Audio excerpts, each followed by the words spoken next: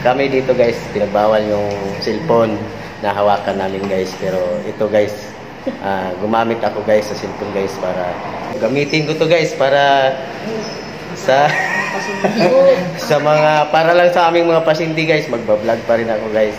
Dito guys. Dito ako masaya guys sa trabaho na to guys na mag-vlog ako guys para makita nyo po ang aming mga gawa guys dito sa Shalom Christian by Panakan. Okay. Kung itong pagba-vlog ko guys, hindi gano'n na naglaro-laro ako dito guys, kundi mayroon na.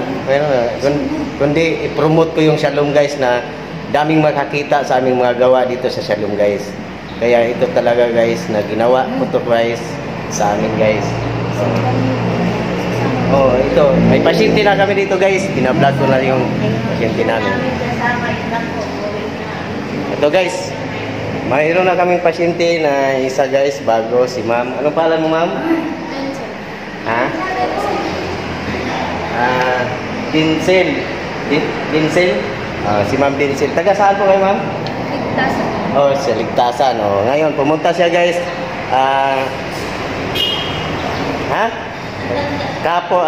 Bukas sana yung ano namin, yung mga first check-up. Pero ngayon, may pumunta ngayong bago. Tinanggap namin guys dahil gusto namin na ma-check up siya. Kasi sayang yung pamasahin niya pagpunta dito sa Shalom. And ito, tinanggap namin ngayong umaga.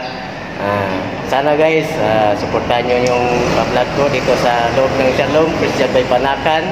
Kung sino man nakapanood sa vlog ko, pwede po kayo magpunta dito sa Shalom sa Christian by Panakan para may check up po kayo dito sa ating midwife. Ito po. Umaga pa guys, dito pa mamaya-maya mayroon na tayong mga pasyente dito. Mayroon. Binigyan mo siya ng ganito? Apo, mayroon na. Mayroon din tayo na isa si ma'am sa follow-up check-up ngayon. Yung iba kasi ngayon, hindi pa pumunta ng umaga dahil nag-prepare sa kanilang mga anak. Tulog pa. Silang mga anak pumapasok sa eskwela. Then, siguro mamaya mga tanghali sila babalik sa kanilang follow-up check-up. Okay guys, maraming salamat sa inyo. Kung sino mang mga kananayan na follow-up check-up ngayon, punta po kayo dito sa Shalom Christian by Panakan.